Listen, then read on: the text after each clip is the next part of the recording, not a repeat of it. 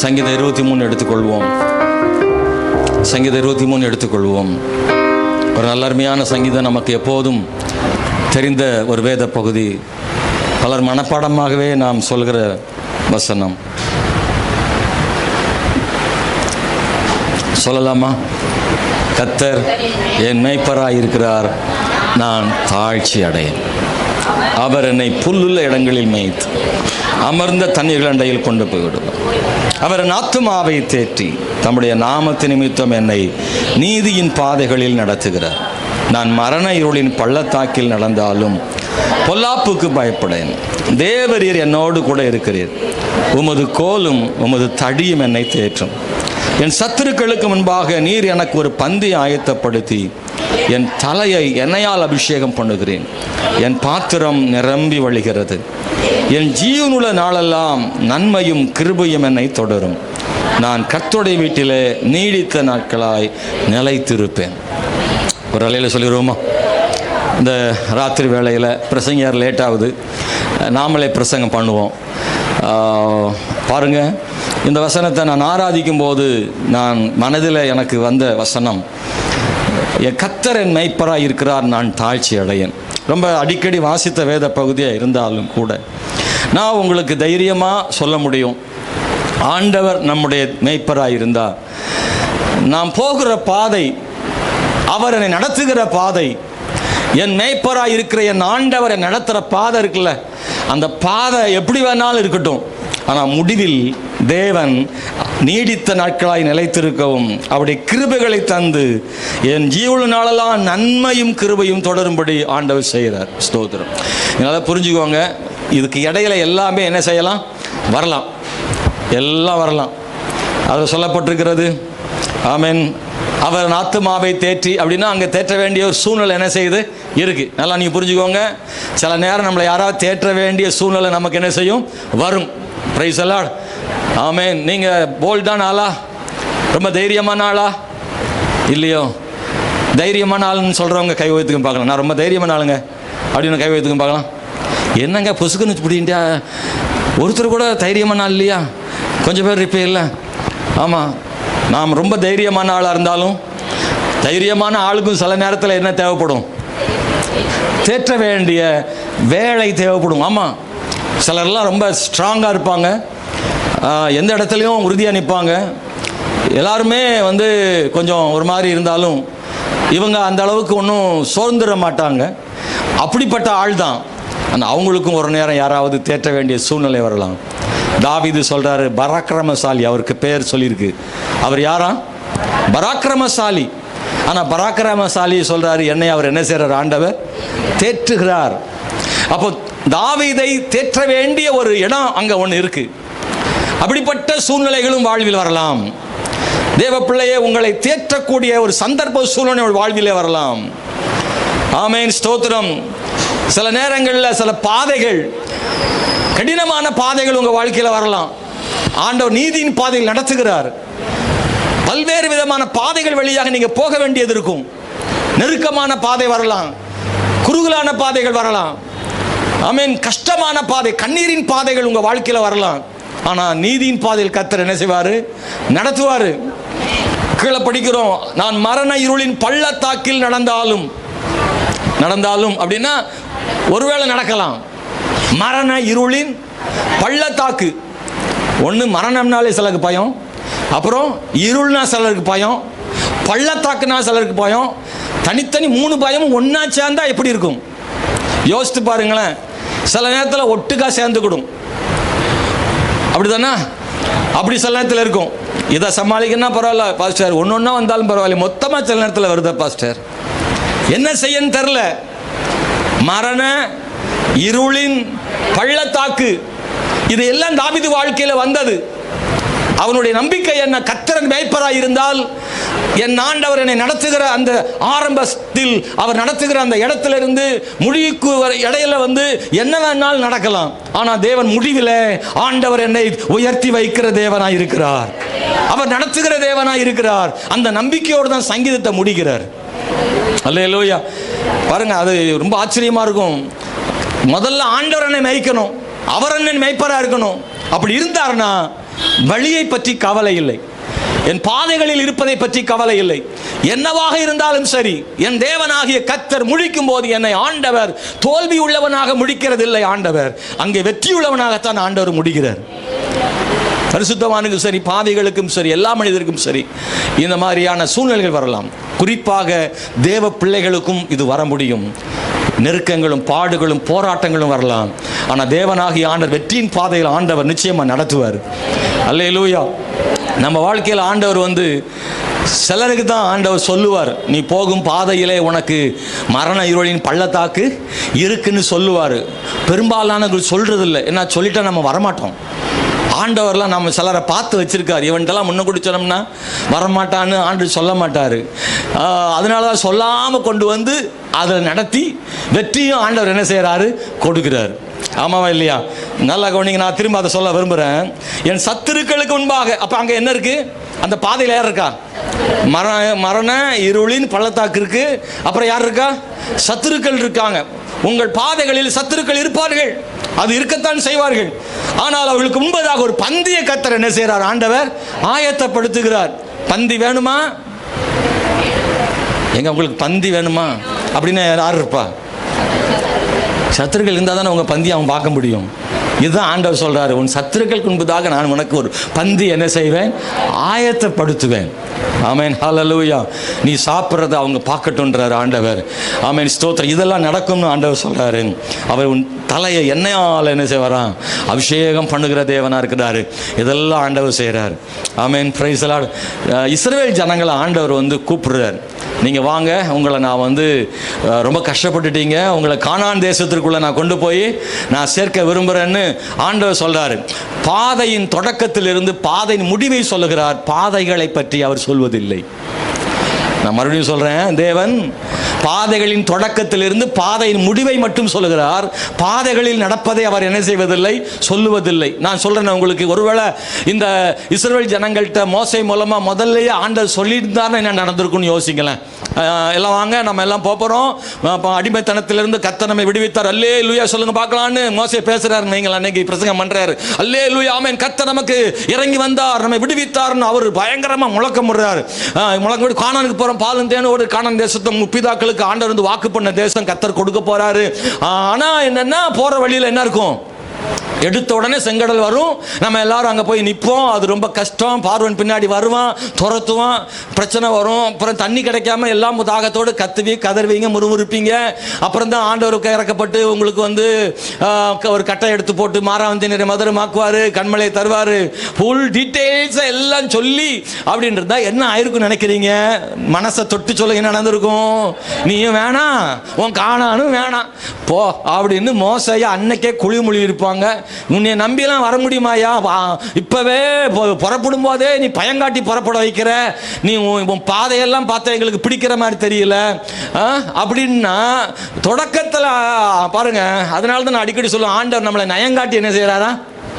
அழைக்கிறாராம்.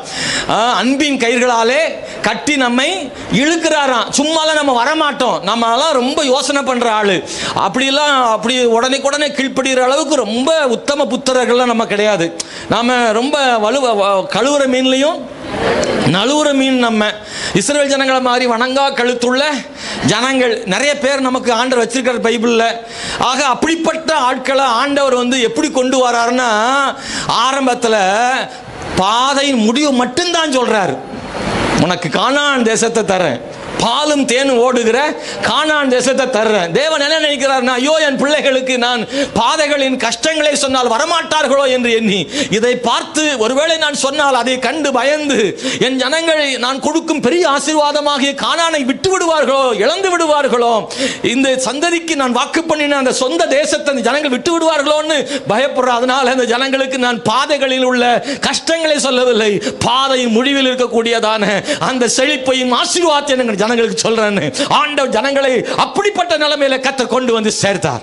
எத்தனை பேர் நினைக்கிறீங்க? அல்லேலூயா, ஆமாவா இல்லையா? கிறிஸ்தவ ஜீவியத்தில் இவ்வளவுலாம் இருக்கும்னு நினைச்சா நீங்களாம் வந்திருப்பீங்களா? முதல்ல தெரியாது நமக்கு. ஆமென், ஸ்தோத்திரம். இயேசு இளைப்பாறுதல் தரும் தேவா, களைத்தோரை இப்படி சொல்லிதானே கூப்பிட்டாங்க. வருத்தப்பட்டு பாரம் சுமந்தோரை வருந்தி அன்பாய் அழைத்திடுவோம். வருவாய் தருணமிதுவே அழைக்கிறாரே. வல்ல ஆண்டவரே சுவண்டை. ஆண்டவர்கிட்ட வரும்போது ஆண்டவர் என்ன சொல்றார் அப்படின்னா, வா, நான் உன்னைய மனுஷர்களை பிடிக்கலாக்குவேன். ஒருத்தரை கூப்பிடும் போது ஆண்டவர் என்ன செய்யறாருன்னா, அவனுக்கு என்ன கொடுக்க போறாரோ அதைத்தான் ஆண்டவர் சொல்றார். ஒன்று நிச்சயம், அது எல்லாத்துலேயும் கர்த்தர் நம்ம கூட இருப்பார். அதான் பெரிய விஷயம். கர்த்தர் நம்ம கூட இருப்பார். ஆமென். யோசேப்புக்கு தேவன் சொல்லும் போது என்ன சொன்னார் தெரியுமா? அவன் சிறுவனாக இருக்கும் போதே ஆண்டவர் சொப்பனத்தை கொடுத்தார். அந்த சொப்பனத்தில் என்னதான் இருந்துச்சு? அந்த சொப்பனத்தில் என்ன இருந்துச்சு சொல்லுங்க பார்க்கலாம். என்னங்க, எத்தனை முறை சொப்பனத்தை பார்த்துருக்கோம். யோசேப்பின் சொப்பனத்தில் என்ன கண்டான்? அல்லேலூயா. 11 அரிக்கட்டுகளும் இவனை சூழ்ந்து தலை வணங்கி இவனை அரிக்கட்டுகளை வணங்கிட்டு, அப்புறம் நட்சத்திரங்கள், சூரியன், சந்திர நட்சத்திரங்கள் எல்லாம் இவனை வணங்குகிறது. இதுதான் சொப்பனம். ஆமென். அந்த சொப்பனத்தில் குழியெல்லாம் காமிக்கல. அந்த சொப்பனத்தில் என்ன இல்லை? சிறைச்சாலை கிடையாது. அந்த சொப்பனத்தில் போத்திபார் மனைவியெல்லாம் சமையல் பண்ற மாதிரி காமிக்கல. போத்திபார் மனைவி சமையல்ல கிச்சன்ல அங்க எங்க ஓடி இருந்தாலா? போத்திபார் மனைவி சொன்னோன்னா ஸ்பீக்கருக்கே ஒரு மாதிரி ஆகுது. அல்லேலூயா. இதெல்லாம் சொப்பனத்தில் ஆண்டவர் என்ன செய்யல? காமிக்கல. ஆண்டவர் காமிச்சது ஒண்ணுதான். யோசேப்பே, நீ ஒரு நாள் வரும்போது உன்னை உன் சகோதரர்கள் பணிந்து கொள்ளுவார்கள், வணங்குவார்கள். நீ உயர்ந்த ஸ்தானத்தில் இருப்பாய். இந்த சொப்பனத்தின் விளக்கம் அதுதான். நீ எல்லாருக்கும் மேலாக நீ உயர்ந்திருப்பாய். எல்லாரும் உன்னை பணிந்து கொள்ளுவார்கள். அந்த இடத்துல உன்னை கொண்டு வைப்பேன் என்று அது மட்டும்தான் அவனுக்கு சொன்னார். இதற்கிடையில உன்னை சகோதரர்கள் பகைக்கிறது போல ஒரு காட்சியோ, அவன் கண்ட காட்சிகள் இதெல்லாம் இல்லை. சகோதரர் பகைக்கிற காட்சி அங்கே இல்லை. குழிக்குள் போடுகிற காட்சி அங்கே இல்லை. விலைக்கு விற்கும் காட்சிகள் அங்கே இல்லை. அவன் கொடுமைப்படுத்தும் காட்சிகள் அங்கே இல்லை. பழி சொல்லக்கூடிய குற்றச்சாட்டுகள் அவன் மேல் சுமத்தப்பட்டது அவனுக்கு அங்கே இல்லை. ஆமென், ஸ்தோத்திரம். சிறையில் வாழ்கிற அது இல்லை. மறக்கப்பட்ட அனுபவங்கள் அவனுக்கு இல்லை. தகப்பனை விட்டு பிரிந்திருக்கிற அனுபவங்கள் அந்த சொப்பனத்தில் காட்சிகளாக வரவில்லை. இது எல்லாமே வரவில்லை. அவனுக்கு வந்த ஒரே ஒரு காட்சி, உயர்வின் காட்சி மட்டும்தான் வந்தது. அன்பானவர்களே, ஆண்டவர் அவனுக்கு அதைத்தான் கொடுக்கிறார். ஒவ்வொரு கிறிஸ்துவனுடைய வாழ்விலும், ஒவ்வொரு தேவ பிள்ளையின் வாழ்விலையும் ஆண்டவர் தருகிற அந்த காட்சிகள், ஆமென், ஸ்தோத்திரம், நிச்சயமாக ஆண்டவர் என்ன செய்ய போகிறாரோ அதைத்தான் ஆண்டவர் சொல்கிறார். அதை பெற்றுக்கொள்வதற்கான பாதைகளில் இருக்கிறதான பாடுகளையும் கஷ்டங்களையும் தேவன் நமக்கு ஒரு நாள் சொல்வதில்லை. ஏனென்றால் யோசேப்பு சொல்லப்பட்டிருந்தால் இந்த பாதையில் வருவதற்கு சம்மதித்திருக்க மாட்டான். அல்லது அவன் வேறு விதங்களில் போயிருப்பான். இல்லை என்றால் சொப்பனத்தை மறந்து போயிருப்பான். இல்லை என்றால் சொப்பனத்தின் பாதையில நடக்க சம்மதித்திருக்க மாட்டான். அவன் வாழ்விலே உயர்வை காணாமல் போயிருப்பான். அல்லது அவனுடைய உத்தமத்தை விட்டிருப்பான். ஆனாலும் தேவனுடைய பிள்ளைகளை, யோசேப்பு தனக்கு தேவன் கொடுத்தது நிறைவேறும் வரை அவன் தொடர்ந்து போய்கொண்டே இருந்தான். அல்லேலூயா, ஸ்தோத்திரம். எல்லா இடங்களிலும் தேவன் யாரையெல்லாம் அழைத்தாரோ அவர்களுக்கெல்லாம் ஆண்டவர் கொடுத்த தரிசனம் என்னவென்றால், அவர்களை கொண்டு போய் சேர்க்கும் இடத்தை சொன்னார். போகும் பாதைகளில் உள்ள நெருக்கங்களை அவர்களுக்கு என்ன செய்யவில்லை? சொல்லவில்லை. நம்முடைய வாழ்விலும் அன்பானவர்களே, ஸ்தோத்திரம், நிறைய பேர் அப்படிதான் நினைப்பாங்க. நான் போகிற பாதை எனக்கு கஷ்டமான பாதையாக இருக்குது அப்படின்னு நினைப்பாங்க. அவங்களுக்கு சொல்கிறேன், அதை பற்றி கவலைப்படாதீங்க. நீங்கள் போகும் பாதைகளில் உள்ள கஷ்டங்களை நீங்கள் சகித்து கொள்ள வேண்டுமானால், நீங்கள் போகும் பாதைகளில் உள்ள நெருக்கங்களையும் கஷ்டங்களையும் தாங்கிக் கொள்ள வேண்டுமானால், ஆமென், அதைகளெல்லாம் பொருட்படுத்தாமல் பயணிக்க வேண்டுமானால் பாதைகளின் முடிவை நீங்கள் அடிக்கடி பார்த்து கொண்டே இருங்கள். எப்பொழுதெல்லாம் நீங்கள் பாதையின் முடிவை நீங்கள் பார்க்கிறீர்களோ அப்பொழுதெல்லாம் பாதைகளின் கஷ்டங்கள் உங்களுக்கு பெரிதாக தெரியாது. இக்காலத்து பாடுகள் இனிவரும் மகிமைக்கு ஒப்பிடத்தக்கதல்ல. நாம் உண்மையாகவே ஆண்டவர் நமக்கு தருகிற அந்த முடிவு இருக்குல்ல, அதை நோக்கி பார்க்க வேண்டும். ஆண்டவர் சொல்றார், விசாலமான பாதைகளிலே பலர் போறாங்களாம், இடுக்கமான வாசல் வழியாக அநேகர் போறாங்களாம். ஆனால் இந்த இடுக்கமான வாசல் வழியாக போகிறவர்கள் நித்திய ஜீவனுக்கு நேராக போகிறார்கள் என்று சொல்லப்பட்டிருக்கிறது. அப்படியானால் தேவன் தரக்கூடிய நித்திய ஜீவனை ஒரு மனுஷன் நோக்கி பார்த்தா போகும் பாதையில் கஷ்டங்களை பெருசாக என்ன செய்யறது இல்லை, நினைக்கிறது இல்லை. ஆமாவா இல்லையா? அன்பானவர்களே, நம்முடைய வாழ்வில் எப்போது நான் சொல்லுகிறேன், நம்முடைய விசுவாச வாழ்வினுடைய முடிவு இருக்குல்ல, அதை அடிக்கடி பாருங்க. தேவன் தருகிறதான பரலோக ஆசீர்வாதங்களை எண்ணி பாருங்க. மறுமைக்கான ஆசீர்வாதம் எண்ணி பாருங்க. நான் இம்மைக்கானவர்கள் அல்ல, நான் மறுமைக்கானவர்கள். நமக்கு ஆண்டவர் வைத்திருக்கிற மேலான நன்மைகளை ஒருபோதும் மறந்து விடாதீர்கள். தேவனாகிய கர்த்தர் நமக்காக உன்னத ஆசீர்வாதங்களை கர்த்தர் வைத்திருக்கிறார். ஆமென், ஸ்தோத்திரம். ஒரு பெண் அந்த குழந்தை பெற்றெடுக்கும் போது எத்தனையோ கஷ்டப்படுகிறாள்.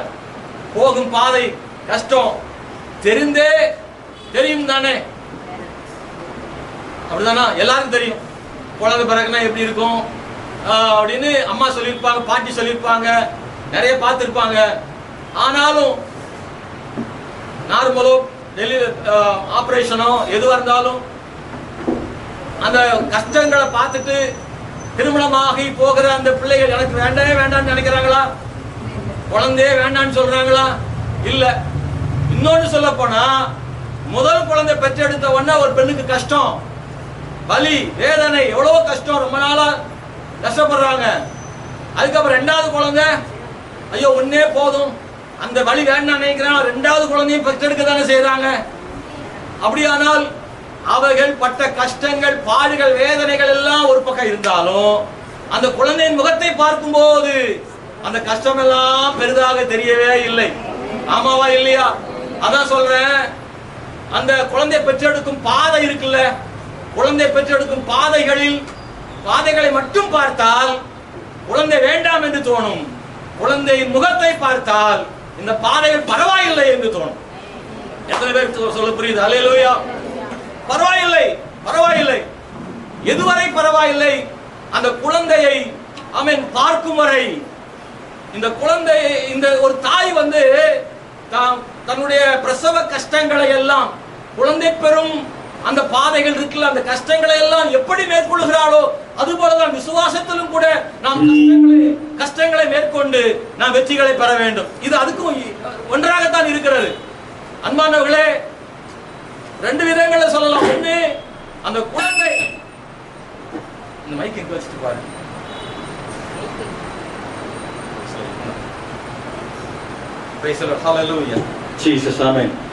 நல்லா நீங்க புரிஞ்சுக்கோங்க.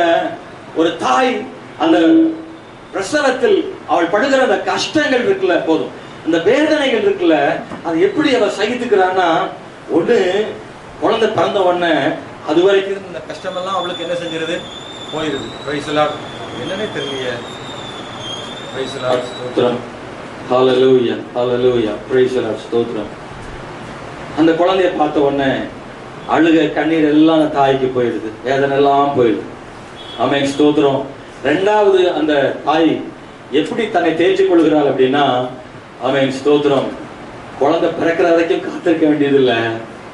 அந்த குழந்தை வயிற்றில் இருக்கும் போதே அந்த குழந்தையின் அசைவுகள் இருக்குல்ல, அதுவே அந்த தாய்க்கு கொஞ்சம் பூஸ்ட் அப் கொடுக்கும். ஆமாவா இல்லையா? அந்த குழந்தையின் அசைவுகள் இருக்குல்ல, அதுவே அந்த தாய்க்கு ஒரு பெரிய தைரியம். ஆமென், ஸ்தோத்திரம். அவ்வப்போது வருகிற அந்த வேதனைகளும் பலவீனங்களும் கஷ்டங்களும் அவளுக்கு இந்த அசைவுகளினாலே அவள் அந்த கவலையெல்லாம் மறந்துடுறான், அந்த வலிகளை, இந்த வேதனைகள் எல்லாம் மறந்துடுறான். அதெல்லாம் போயிடுது. ரெண்டு விதங்கள்ல.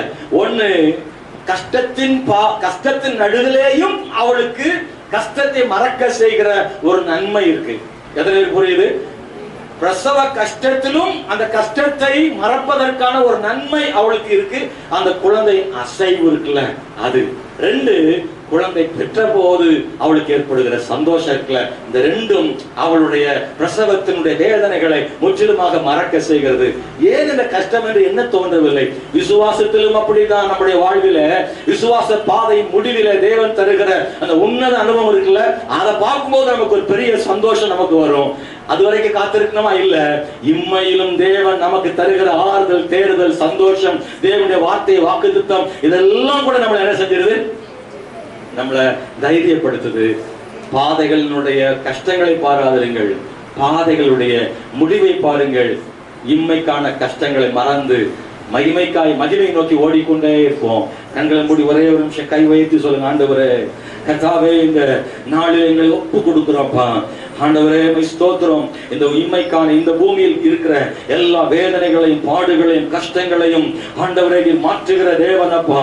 தேவனாகிய கர்த்தர் மிகவும் பெரியவர் ஆண்டவரே, நன்மையின் தேவன் ஆண்டவரே. உம்முடைய மேலான ஆசீர்வாதங்களுக்காக ஸ்தோத்திரம் ஆண்டவரே. எல்லா சொல்லுங்க ஆண்டவரே, நாங்கள் உமக்காக நிற்கத்தக்கதாக ஆண்டவரே கிருபை பாராட்டுவீராக.